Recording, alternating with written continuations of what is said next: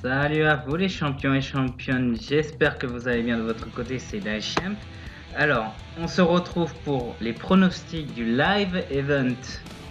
J'ai bien dit du live event, ce n'est pas un pay-per-view, c'est un live event. Donc, Super Showdown en Arabie Saoudite. Voilà. Je tiens à vous le dire, il m'emballe pas. Il m'emballe pas du tout. Donc, je vais vous dire les matchs au fur et à mesure. Donc, le premier match qu'on aura, on aura la Lucha House Party, donc les trois Mexicains, Gwen Metallic, Lince Dorado et Kalisto, contre Lars Sullivan. Alors, je vois pas l'intérêt de ce match, parce que si vous n'y étiez pas au courant, je vais vous expliquer quelque chose.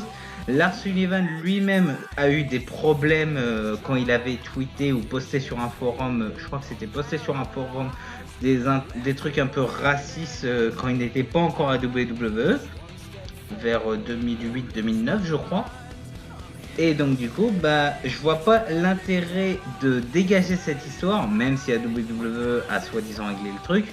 Je vois pas l'intérêt de mettre trois Mexicains dans la contre Lars Sullivan, sachant qu'il a déjà eu des propos racistes avec Rey Mysterio, par rapport à Rey Mysterio, par rapport à Sin Cara, par rapport à Biggie je crois, Xavier Woods, Kofi Kingston. Je me souviens plus des noms, mais je sais qu'il avait une grosse... il s'est chopé une amende, une vraie amende.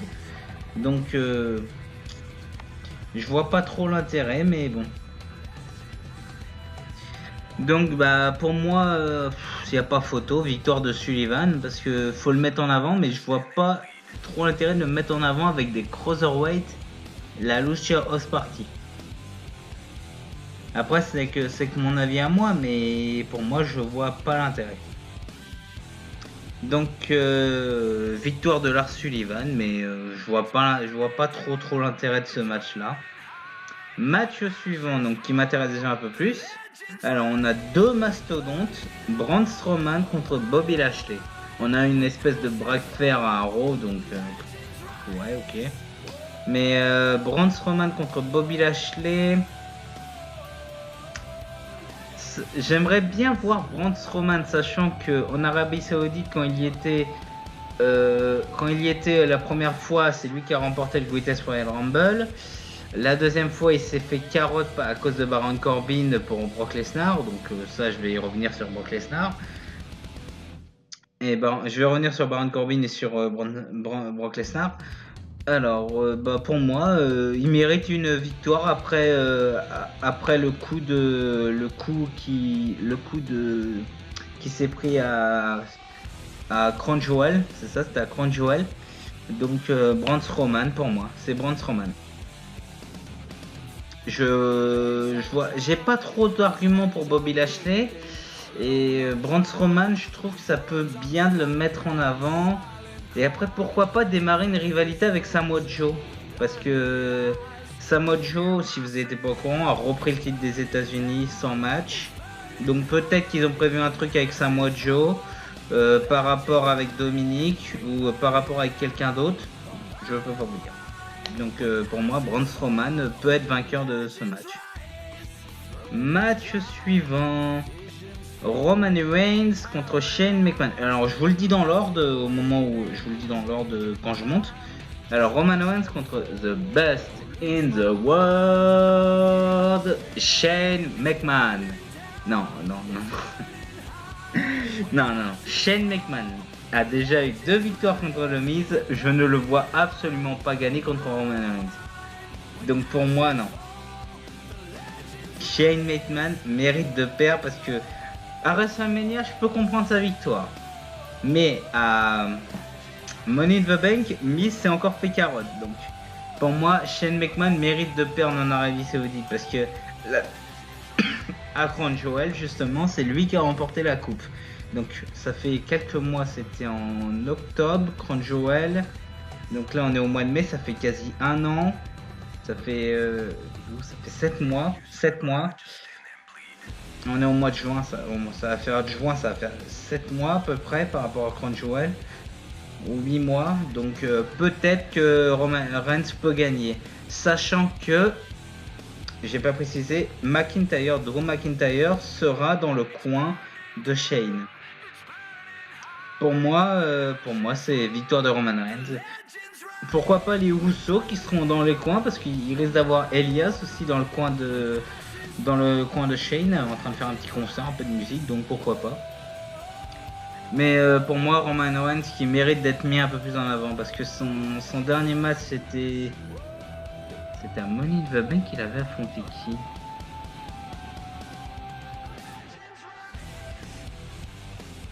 Il avait affronté Elias en 10 secondes, c'est ça.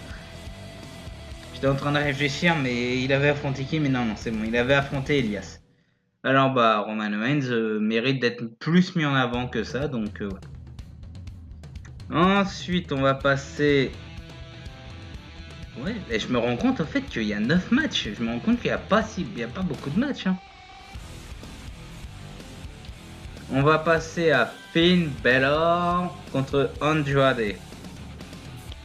Pour le titre intercontinental. Mais attention, Finn Balor en démon. Le retour du démon depuis WrestleMania.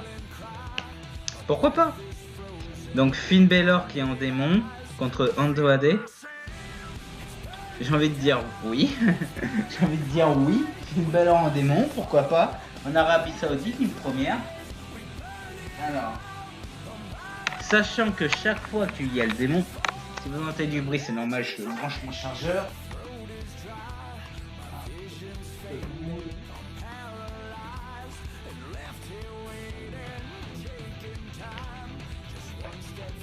Voilà.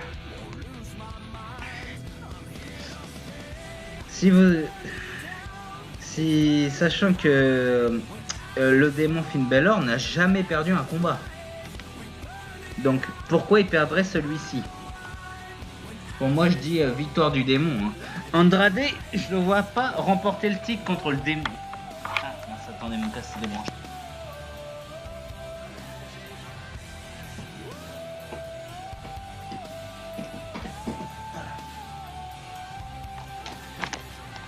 Excusez-moi les champions. Hop. Donc Andrade, je vois pas pourquoi il remporterait le titre face au démon. Il peut remporter le titre sans le démon, ça je suis d'accord. Mais le titre avec le démon, non. Donc pour moi, victoire de Finn Balor. Match suivant, on va passer aux 2 titres majeurs. Sachant qu'il y a un match qui... avant de passer au titre majeur, je vais pronostiquer du coup autre chose. Il y a un 50-man Battle Royale. Donc un Battle Royale de 50 superstars. Donc ça je pense que voilà. Donc on aura Ricochet, Cesaro, Miz, Mojo Rawley, Karl Anderson, Luke Gallows et Elias. Donc à Royal Rumble je dis oui, mais à une bataille royale, je vois pas l'intérêt de la bataille royale, mais bon. Et surtout que c'est pour remporter quoi? Une place de challenger? C'est pas précisé, donc je vois pas trop l'intérêt. Mais bon, pour moi je vais dire victoire de... Allez, vous savez quoi? Je vais prendre le délire. Vous savez quoi? Vous savez ce que je vais penser? Je vais prendre le délire que il y a R-Truth dans le match par rapport au titre 24 sur 7. Vous savez quoi? Je vais penser ça comme ça. Il y a R-Truth dans le match. Ils vont tous essayer d'avoir R-Truth. Mais R-Truth en fait, ils vont tous faire le tomber, ils vont tous se faire éliminer. Et ça sera lui qui va remporter la bataille royale. Et je sens qu'il risque de conserver son titre 24-37. 24 heures sur 7 jours. Vous savez quoi? Je vais pronostiquer ça. Je sais pas pourquoi, mais ça me fait penser à... Je vois bien le scénario comme ça, et Arthur qui est très très comique, sachant que au dernier épisode de Raw, ce qui m'a fait vraiment marrer, c'est qu'en fait il s'était planqué sous le ring, et il était allongé comme ça sous une table, tranquille, il bougeait pas. Ça m'a fait marrer ce truc. Et Arthur, il est excellent dans le rôle de comique Willy, on va dire, dans un rôle de comique, il est excellent. Mais vous savez quoi, je vais vraiment pronostiquer ça comme ça. Donc Arthur qui remporte la bataille royale et qui conserve son titre 24/7. Vous savez quoi? Je pense à le scénario comme ça, mais franchement, j'en sais rien du tout ce qui va se passer. Mais moi, je vois bien le scénario comme ça. Ensuite, on va passer au match majeur avant de passer au match grand majeur. Au match légende, on va dire. On va passer au match majeur avant les matchs légendes. Alors, les matchs majeurs, donc pour le titre de la WWE, on aura Kofi Kingston qui est toujours champion, donc ça je suis content, contre Dolph Ziggler. Alors, je vais vous dire quelque chose à propos de Super Showdown. Il y aura 4 personnes qui ne seront pas. On aura Sami Zayn qui ne sera pas là, Kevin Owens qui a refusé, Daniel Bryan qui a refusé, donc on n'aura pas les titres par équipe de SmackDown et ni les titres par équipe de Raw. Qui sont champions de Raw en fait? On n'aura pas les femmes, ça c'est normal, parce que par rapport au pays Arabie Saoudite, ce que je trouve dégueulasse. Qui sont les champions par équipe de Raw? Zack Ryder et Kurt Hawkins, on les a pas revus depuis, hein.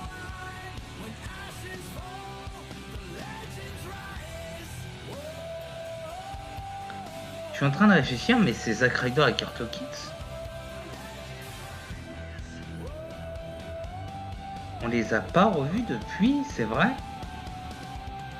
Attendez, je fais mes petites recherches.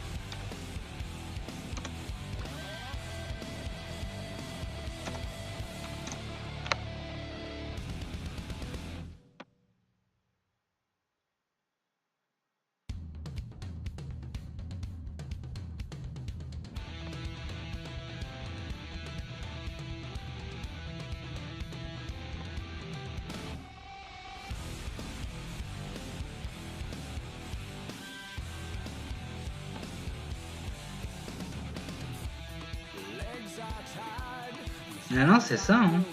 On les a pas revus depuis WrestleMania, Zack Ryder et Kurt Hawkins. Donc voilà, j'étais parti me renseigner, mais c'est vrai qu'on les a pas revus depuis, hein. Donc peut-être qu'ils seront dans la bataille royale, comme Eric Rowan, parce que Luke Harper n'est plus là, et Dean Ambrose n'est plus là non plus. Donc peut-être. Je peux pas vous dire ce qui va se passer, donc... Mais bon, pour en revenir, donc il n'y a pas les titres féminins, donc pas Bayley, pas les Iconics, pas Becky Lynch. Il n'y aura pas de femmes, évidemment. Il y aura pas Sami Zayn, pas Aleister Black. Aleister Black, il ne sera pas là à cause d'un de ses tatouages dans le dos. Donc je vous donne un peu de news. Donc Sami Zayn à cause de son truc, à cause de ses origines syriennes par rapport à l'Arabie Saoudite. Kevin Owens en soutien par rapport à son ami Sami Zayn. Daniel Bryan par rapport au fait qu'il veut soutenir Sami Zayn et qu'il trouve ça complètement dégueulasse de la part de l'Arabie Saoudite. Et on aura Aleister Black qui ne peut pas par rapport à un de ses tatouages dans le dos. Donc ça fait 4 personnes qui ne seront pas là. 4 main eventers, on va dire. Bon, 4 mid-card main eventers, on va dire. Donc voilà. Donc pour en revenir aux champions, pour en revenir au titre de la WWE, je me suis un peu égaré. Mais c'est quand même c'est parce que on sait que les titres de... je vais encore un petit peu partir, mais on sait que les titres par équipe de SmackDown ne seront pas défendus parce que Daniel Bryan ne sera pas là. Mais Kurt Hawkins et Zack Ryder, pourquoi ils sont pas là? En fait, ça fait longtemps qu'on les a pas vus. Ils vont peut-être être dans la bataille royale, ils vont peut-être avoir un match, j'en sais rien. Mais du coup, Kofi Kingston contre Dolph Ziggler. Alors, je précise, Dolph Ziggler est juste là en remplaçant. J'ai appris par des news que Dolph Ziggler, depuis qu'il fait son stand-up, je sais pas quoi, ses spectacles humoristiques, En gros, Kofi Kingston devait être encore en rivalité contre Kevin Owens. Mais suite au fait que Kevin Owens a refusé, ils ont ramené Ziggler d'urgence. Donc ce qui fait dire que Kofi Kingston va encore rester champion. Et après, c'est quoi le prochain show? C'est Gwanting Strump, un truc comme ça. Donc on a déjà des matchs d'annoncés, mais peut-être qu'il y aura Kevin Owens ou un autre challenger de Kofi Kingston. Donc voilà. Mais Kofi Kingston va rester champion. Dolph Ziggler, il est là comme remplaçant, donc ce sera pas lui. On va passer au titre universel. Donc on a Burn It Down, Seth Rollins contre le loup solitaire, le détestable Baron Corbin. Alors, je dis le détestable, mais il y a quelqu'un que je déteste encore plus que Baron Corbin. Alors, Seth Rollins contre Baron Corbin. Alors, ça risque d'être un bon match parce que j'ai tout le temps bien apprécié les matchs entre les deux. Mais pour moi, Seth Rollins risque d'être champion, mais il y a une troisième personne. Il y a Brock Lesnar. Celui que je déteste le plus dans ce...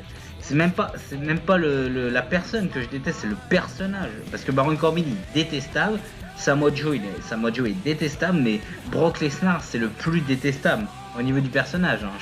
Mais je pense que même la vraie personne est comme ça dans la vraie vie. Donc Seth Rollins contre Baron Corbin.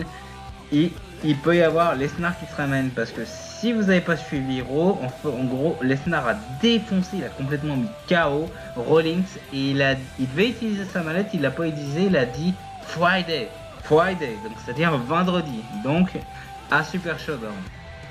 Donc soit il y aura un triple menace, soit il y aura un vainqueur, ou soit... Attendez un truc, je viens de penser à quelque chose. Corbin perd, Lesnar se ramène, encaisse sa mallette et Corbin intervient et on a une rivalité Corbin-Lesnar. Ça pourrait redonner du graillon à Corbin. Pas à Lesnar mais à Corbin. Si ce scénario se fait, je vais être vraiment intéressé par Baron Corbin. Parce que voir un Baron Corbin qui est détestable et qui fait ça pour sauver Rollins par frustration, j'aimerais beaucoup. Honnêtement, j'aimerais beaucoup. Donc Seth Rollins contre Baron Corbin. Je vois Rollins conservé parce que depuis WrestleMania, ça fait pas si longtemps que ça fait que 2 mois. Donc désolé si je suis tapé encore une fois dans le micro. Donc Seth Rollins contre Baron Corbin. Je vois Corbin perdre, je vois Rollins conservé et Lesnar qui se ramène après. À moins qu'il se ramène en plein match comme l'avait fait Rollins il y a 5 ans, 4 ans, 35, il y a 4 ans. Mais que à WrestleMania 31. Bah écoutez, là du coup pour ces matchs-là, je pense que c'est bon. On va passer au match des légendes. Je suis obligé de les appeler comme ça, donc on va passer au premier match des légendes. Donc The Kings of Kings, Triple H contre The Viper, The Legend Killer, Randy Orton. Alors, ça correspond bien par rapport à l'évolution parce que là on peut dire qu'il y a 2 groupes, on va dire le groupe des vieux Ric Flair et Triple H et le groupe des plus jeunes Orton et Batista. En gros, Triple H il a défoncé Batista à WrestleMania grâce à l'aide de Ric Flair et là Orton qui va essayer de venger son pote Batista, tout ça. Un match d'anthologie. Mais là, au niveau du vainqueur, Orton, il a rien fait à Money in the Bank. Pour avoir un nouveau challenger, Orton, est-ce qu'il a déjà été champion intercontinental? Je crois que oui. Oui, Orton a déjà été champion intercontinental. Il a déjà été champion des États-Unis. Il a déjà été champion tag team. Orton, il a eu tous les titres en fait. Mais, je vois vraiment, je sais pas pourquoi, mais je vois vraiment Orton remporter le match. Orton, ça fait quelques mois qu'il a rien, qu'il a pas de plan. Je pense qu'une victoire d'Orton sera vraiment bien. J'ai rien contre Triple H, j'aime beaucoup le voir 4ème, mais Triple H pour moi ça fait longtemps qu'il doit arrêter. Mais là, Orton vainqueur, ça va lui donner un peu plus de crédit. Ce n'est que mon avis perso, mais Orton, je le vois bien gagner quand même. Orton qui remporte le match, ça fera du bien, je trouve, à sa carrière. Il bat une légende, mais à tous les coups, je pense qu'ils vont donner la victoire à Triple H. Mais pour moi, je précise Orton, je reste sur Orton. Et là, le prochain match, le dernier match que j'ai sous les yeux, c'est le dernier match que je peux pronostiquer. Un match qui date de 20 ans. Je suis désolé, mais pour moi, ce match-là, il est pas regardable. Je vais quand même le regarder, je vais quand même regarder le live event, les champions et championnes, mais ce match-là, pour moi, il est pas logique. C'est un match qui est en retard de 20 ans. En 99, j'aurais bien voulu. En 99, j'avais 4 ans, mais bon, ça on s'en fout. Mais en 99, ça correspondait bien. Là, en 2019, il y a du sel. Hein. Il y a du sel à avoir parce que je vais vous dire le nom. C'est un match de 2 légendes vivantes. On a The Undertaker, The Phenom, contre The Indestructible. Je sais même pas c'est quoi le surnom en fait, c'est qui là. Donc The Invincible, peut-être l'Invincible Goldberg. On a Taker contre Goldberg. En 99, comme je vous dis, j'aurais bien voulu voir un match comme ça. Mais là, en 2019, les deux se sont jamais affrontés. Sachant que les deux, ils ont plus de 50 ans. Honnêtement, je sens que ce match va être le pire de la soirée. Je sais pas pourquoi, mais pour moi, ce match-là, franchement, ne mérite pas d'être dans cette carte. Qu'ils ont pas mis les Cruiserweight, je veux bien, parce que sachant que les Cruiserweight à Money in the Bank, ça fait un flop total. De toute façon, les Cruiserweight, depuis qu'il n'y a plus Murphy, depuis qu'il n'y a plus Alexander, depuis qu'il n'y a plus Ali, Drew Gulak qui est reparti à NXT, il reste qui? Neville était parti, il reste qui? Il n'y a plus personne dans les Cruiserweight. Mais là, je préférais voir un match des Cruiserweight, voir un match de Jobber, même un match de Mid-Carder plutôt que voir ce match-là. J'ai rien contre Taker et Goldberg, c'est des légendes, je respecte tout ce qu'ils ont fait, mais non. Je sens que je vais pas aimer ce match. Et concernant la victoire, honnêtement, je m'en fous. Hein. Honnêtement, je m'en fous complètement de cette victoire. La victoire entre les deux, je m'en fous totalement. Mais à tous les coups, Goldberg, ouais. Je vais dire Goldberg parce qu'il a quand même humilié Lesnar 2 fois, donc Goldberg. Parce que Taker, il a plus rien à foutre sur un ring, il est trop vieux maintenant, il tient plus debout le pauvre. Encore une fois, je respecte son immense carrière, mais là, j'ai vraiment pas envie de voir ce match. Hein. Bah écoutez les champions et championnes, c'est la fin de cette vidéo. Excusez-moi. C'est la fin de cette vidéo, donc j'espère qu'elle vous aura plu. Encore une fois, dites-moi vos pronostics dans les commentaires et n'hésitez pas à me dire votre avis sur... n'hésitez pas à me dire vos pronostics soit dans les commentaires, soit sur mon Twitter. Parce que je réponds vite généralement sur Twitter. Donc voilà. Si cette vidéo vous a plu, n'hésitez pas à me dire si vous l'aimez ou pas. N'hésitez pas aussi à aller voir mon autre contenu. Ça, d'habitude, je le demande jamais, mais les pouces bleus, les abonnements, les pouces rouges, je m'en fiche, honnêtement. Mais là, du coup, pour un truc qui a pas d'intérêt, honnêtement, pour un live event en Arabie Saoudite de la WWE, j'ai envie de vous dire, voilà. N'hésitez pas à vous abonner pour voir les autres contenus sur la chaîne parce que je fais pas que du catch bien sûr.